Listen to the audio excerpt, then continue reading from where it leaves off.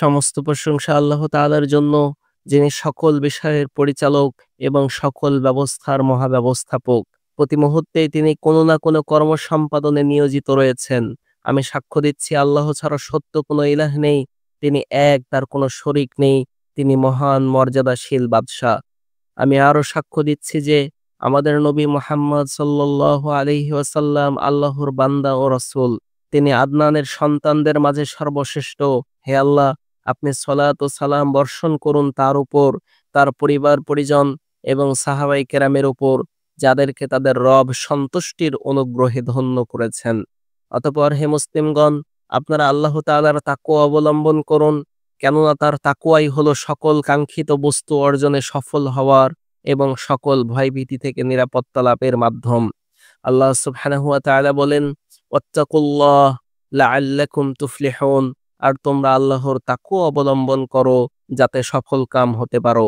হে মুসলিম সমাজ, বর্ষ পরম্পরায় রয়েছে উপদেশ, আর এর ধারাবাহিকতায় রয়েছে সতর্কবাণী। আল্লাহ সুবহানাহু ওয়া তাআলা বলেন, ইন্না ফি ইখতিলাফিল লাইলি ওয়ান নাহারি ওয়া মা খালাকাল্লাহু ফিস সামাওয়াতি ওয়াল আরদি লাআয়াতিল লিকৌমিন ইয়াত্তাকুন। নিশ্চয়ই রাত ও দিনের আবর্তনে এবং আসমান ও জমিনে আল্লাহ যা সৃষ্টি করেছেন তাতে মুত্তাকিদের জন্য নিদর্শন রয়েছে। আর মুমিনদের বৈশিষ্ট্য সমূহের অন্যতম হলো প্রতিটি অবস্থায় তাদের ধারাবাহিক চিন্তাভাবনা অব্যাহত রাখা, যা তাদের রবের ইবাদতের দিকে এবং বিভিন্ন রকম নেক আমলের মাধ্যমে তার সান্নিধ্য লাভের পথে পরিচালিত করে। পাশাপাশি তারা গুনাহ ও মন্দ কাজসমূহ থেকে দূরে থাকে। আল্লাহ সুবহানাহু ওয়া তাআলা বলেন, ইন্না ফি খালকিস সামাওয়াতি ওয়াল আরদি ওয়াখতিলাফিল লাইলি ওয়ান নাহারি লাআয়াতিন লিউলিল আলবাব الذين يذكرون الله قياما وقعودا وعلى جنوبهم ويتفكرون في خلق السماوات والأرض ربنا ما خلقت هذا باطلا سبحانك فقنا عذاب النار। নিশ্চয় আসমান সমূহ ও জমিনের সৃষ্টিতে এবং রাত ও দিনের পরিবর্তনে নিদর্শনাবলী রয়েছে বোধ সম্পূর্ণ ব্যক্তিদের জন্য, যারা দাঁড়িয়ে বসে ও শুয়ে আল্লাহকে স্মরণ করে এবং আসমান সমূহ ও জমিনের সৃষ্টি সমূহ নিয়ে চিন্তা ভাবনা করে আর বলে, হে আমাদের রব, আপনি এগুলো অনর্থক সৃষ্টি করেননি, আপনি পবিত্র, অতএব আমাদেরকে আগুনের শাস্তি থেকে রক্ষা করুন। ইমাম বুখারী রাহিমাহুল্লাহ ইবনে আব্বাস রাদিয়াল্লাহু আনহুমা সূত্রে বর্ণনা করেছেন, রাসূল সাল্লাল্লাহু আলাইহি ওয়াসাল্লাম যখন মধ্যরাতে জাগ্রত হতেন তখন তিনি সূরা আল ইমরানের শেষ 10 আয়াত তেলাওয়াত করতেন। অতঃপর ওযু করে সালাত আদায় করতেন। বিজ্ঞ আলেমগণ ঘুম থেকে ওঠার সময় এ আয়াতগুলো পাঠ করা এবং এগুলো নিয়ে চিন্তা ভাবনা করাকে মুস্তাহাব হিসেবে উল্লেখ করেছেন, কারণ এতে মহান স্রষ্টার মহত্ব এবং তার প্রতি সম্পূর্ণ বিনয় প্রকাশের প্রমাণ রয়েছে। হে মুসলিম সমাজ, আমাদের কর্তব্য হলো বছরগুলোর ধারাবাহিক আগমন এবং সেগুলোর দ্রুত অতিবাহিত হওয়া থেকে শিক্ষা গ্রহণ করা এবং যথাযথভাবে ও সত্যিকার অর্থে নিজেরাই নিজেদের হিসাব নেওয়া, আত্মসমালোচনা করা, যার মাধ্যমে খাঁটি তওবা এবং আল্লাহ তাআলার পূর্ণাঙ্গ ইবাদত বাস্তবায়নের জন্যে আন্তরিকভাবে তার দিকে ফিরে আসা সম্ভব হয়। আল্লাহ তাআলা বলেন, ইয়া আইয়ুহাল্লাযীনা আমানুত্তাকুল্লাহ ওয়াল তানজুর নাফসুম মা কদ্দামাত লিগাদ ওয়াত্তাকুল্লাহ ইন্নাল্লাহা খাবীরুম বিমা তা'মালুন। হে ঈমানদারগণ, তোমরা আল্লাহর তাকওয়া অবলম্বন করো এবং প্রত্যেকের চিন্তা করা উচিত আগামীকালের জন্য সে অগ্রিম কি পাঠিয়েছে। আর তোমরা আল্লাহর তাকওয়া অবলম্বন করো, তোমরা যা করো নিশ্চয়ই আল্লাহ সে সম্পর্কে সবিশেষ অবহিত। সুতরাং দিবস রাত্রির পরিবর্তনে এবং দিন ও রাতের অতিক্রমে গুরুত্বপূর্ণ নাসিহাত রয়েছে সেই ব্যক্তির জন্য যে উপদেশ গ্রহণ করে, শিক্ষা অর্জন করে এবং এমনভাবে চিন্তা ভাবনা করে যা তাকে ফিরিয়ে নিবে সৃষ্টিকর্তার মহত্ব ঘোষণার দিকে, মহামর্যাদাবান সত্তার জন্য ইবাদত বাস্তবায়ন করার দিকে এবং এমন তাকওয়ার গুণে গুণান্বিত হওয়ার দিকে যা তাকে উদ্বুদ্ধ করবে মহান আল্লাহ সুবহানাহু ওয়া তাআলার নিষিদ্ধ বিষয়ের সীমারেখার সামনে থেমে যেতে। আল্লাহর আদেশ এবং রাসূল সাল্লাল্লাহু আলাইহি ওয়াসাল্লামের নির্দেশনা পরিপূর্ণভাবে মেনে চলতে এবং আল্লাহর আযাব ও তার শাস্তির কারণসমূহ থেকে সতর্ক থাকতে। আল্লাহ তাআলা বলেন, নিশ্চয়ই রাত দিনের পরিবর্তন এবং আসমান ও জমিনে আল্লাহ যা সৃষ্টি করেছেন তার মাঝে রয়েছে মুত্তাকি সম্প্রদায়ের জন্যে অনেক নিদর্শন। মুসলিম ভাইগণ, এ জীবনে মুসলিমদের কর্তব্য হলো মহান ও সম্মানিত প্রতিপালকের সন্তুষ্টির পানে দ্রুত ধাবিত হওয়া এবং গুনাহ ও অপরাধ থেকে পরিপূর্ণ দূরত্ব বজায় রাখা। সুতরাং মুসলিমের অবস্থা হবে সময় অতিক্রান্ত হওয়ার সাথে সাথে রবের নৈকট্যে অগ্রগতি অর্জন করা। তাকে নশ্বর দুনিয়া, চিরস্থায়ী আখিরাত থেকে গাফেল করতে পারবে না।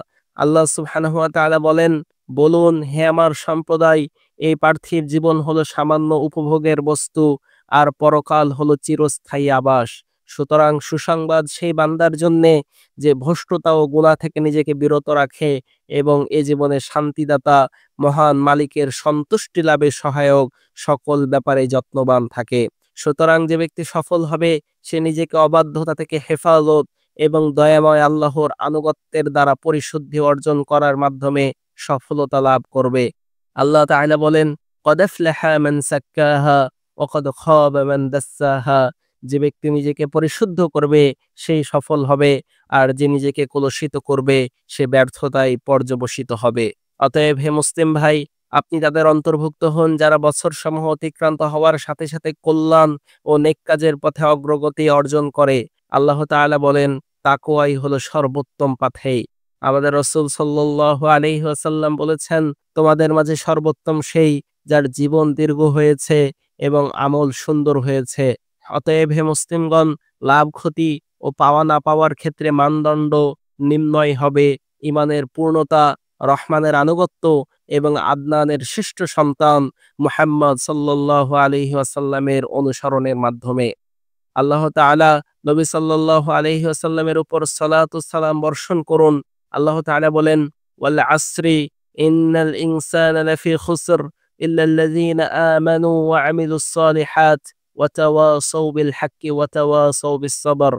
সময়ের শপথ, নিশ্চয়ই মানুষ ক্ষতির মধ্যে রয়েছে, তবে তারা ব্যতীত যারা ঈমান আনে, সৎকর্ম করে, একে অপরকে সত্য গ্রহণের নসিহাত করে এবং পরস্পরকে ধৈর্য গ্রহণের উপদেশ দেয়।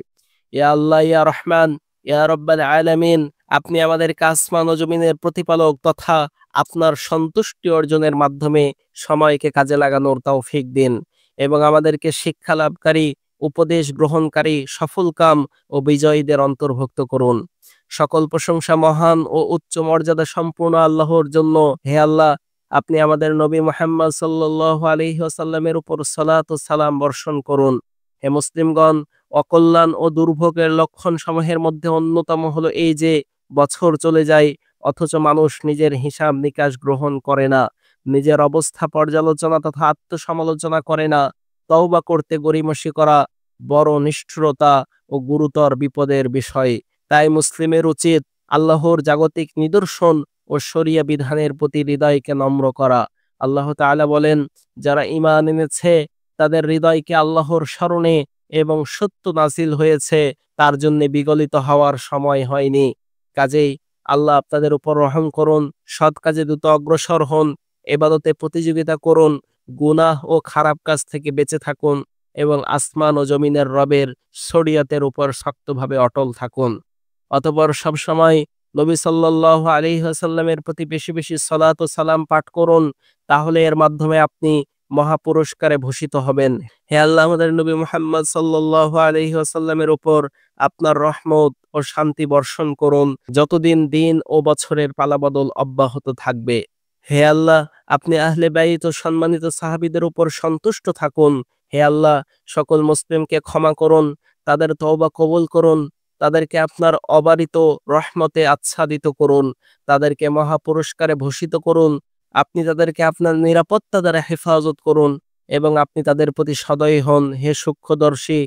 আপনি তাদের প্রতি সদয় হন, হে অনুগ্রহশীল। হে আল্লাহ, তাদের সার্বিক অবস্থা ভালো করুন, তাদের ভঙ্গুর অবস্থা সংশোধন করুন, তাদের মধ্যে যারা অসুস্থ তাদেরকে সুস্থ করুন, তাদের কষ্ট দূর করে দেন। হে আল্লাহ, দুই পবিত্র হারামের খাদেম ও তার যুবরাজকে হেফাজত করুন এবং তাদেরকে ভালো কাজের তৌফিক দেন। অন্যান্য সকল মুসলিম শাসককেও আপনি তৌফিক দেন। ওয়া আখিরু দাওয়ানা আনিল হামদুলিল্লাহি রাব্বিল আলামিন।